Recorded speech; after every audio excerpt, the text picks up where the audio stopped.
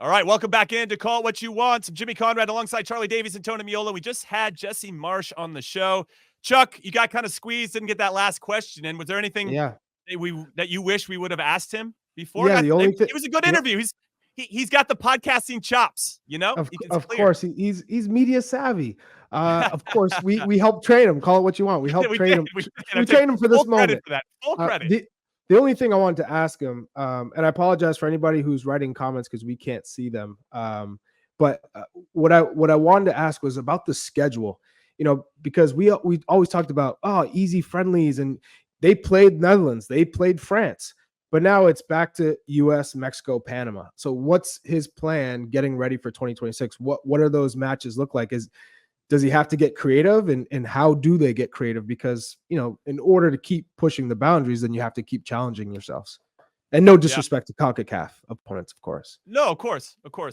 But it seems like, based on what he said, Tones, that he's just using each game as another opportunity to strengthen his own ideas and their style of play.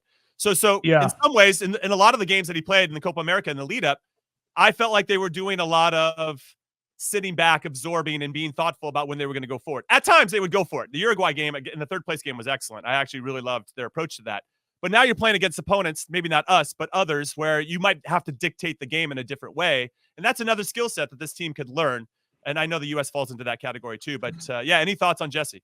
Yeah, the one thing that stuck out, and I was about to ask him, and he touched on it, the fact that they had this camp basically during Copa America. Look, if Pochettino takes over yesterday, right, he's got like 6 days to be with the group. And Jesse talked about the fact as they went on in Copa America, this camp kept getting extended and extended. So it's more training time, more video time, more time to learn your players, where oftentimes managers don't have that. So he has the 2 games prior that we talked about. So he goes back and makes adjustments. Now he has a real idea of who his players are, who his teams are, what the quality of all these guys are.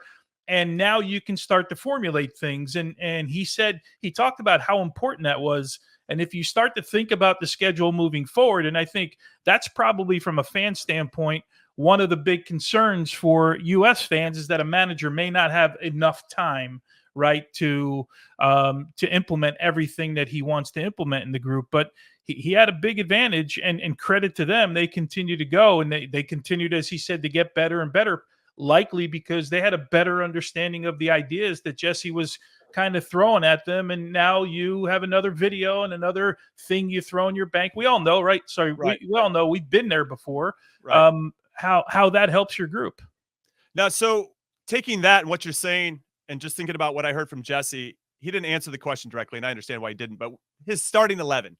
And Chuck, I actually think if we had to project the Canadian starting 11, it's going to look very similar to what he rolled out against Argentina in the semifinals. So you had Crépeau in goal. You had Alphonso Davies on the left, Cornelius Bombito as the center backs, Alistair Johnston on the right. Then you have the Canadian Messi, Jacob Schaffelberg on the left, Estacio and Kone in the middle, Larea on the right, and then Jonathan David and Kyle Aaron up top. Are you in agreement that we're going to see something similar there? Yeah, it's a 4-4-2, and sometimes you see it like a 4-5-1 where Jonathan David drops in as like a 10, and to me that I also want to talk to Jesse, like that blows my mind because that's not his strength. His strength is being closer to goal. He's not a creative playmaker, but ultimately, that's what we should see. And Schaffelberg, I thought, did extremely well in Copa America because he just, like Jesse wants, just has that intensity to run and make those countless sprints. And when he's in open space, he's pretty dangerous. So I think that's exactly what we're going to see. High press. They're going to put the U.S. under pressure and see how does the U.S. respond. And, you know, does Mikey Varas make those tactical adjustments in game? That's yet to be seen, right? So I'm really looking forward to it. And when he said we think we're going to win 2-1, he really thinks they're going to win 2-1. I know. So the competition's there. No, it's going to be there, and I think they're going to be up for it. I mean, we talked about, we used the word rivalry, Tones, and I think when all three of us were kind of going through it, yes, Canada was competitive, but it always felt like we were the ones that should win that game, at least during when I played. Now I feel like Canada thinks they can not only run with us, but take it to us.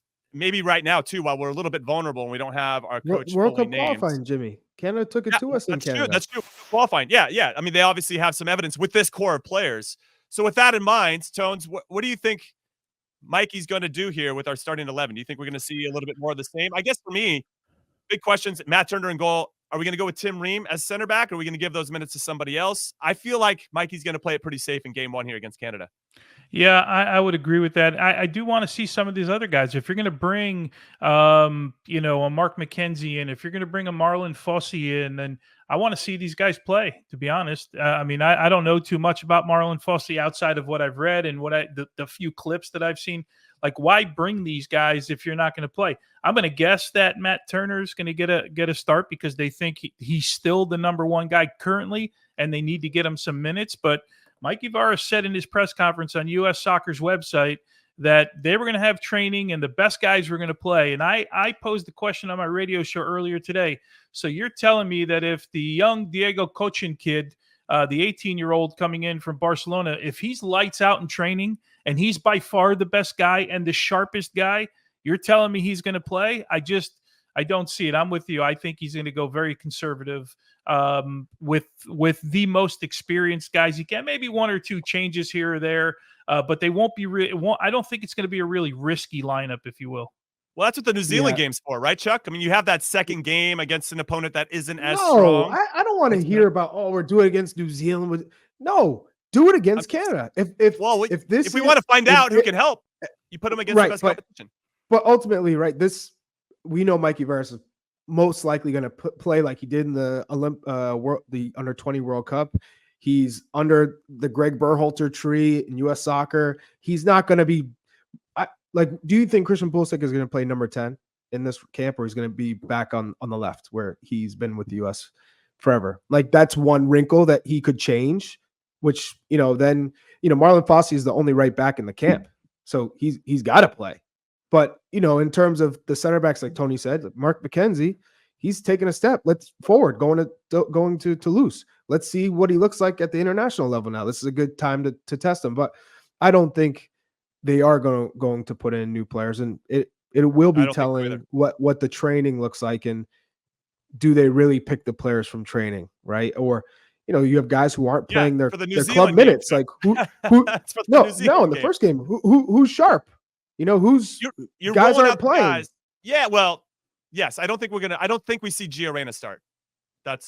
He just isn't playing enough. But it's because you have other options, though. You could put Brendan Aronson at the 10, Pulisic at the 10, Malik Tillman at the 10. Like, we have other options, so it doesn't feel as drastic to not start Gio. You can bring him off the bench. However, it should just be said, maybe it's the elephant in the room. There's no way U.S. Soccer wants to lose to Jesse Marsch. So if they're having any input on what's going to happen, Matt Crocker's having any input, like, they're telling Mikey, yo, we got to roll out our best team. I don't give a shit who's playing well in training.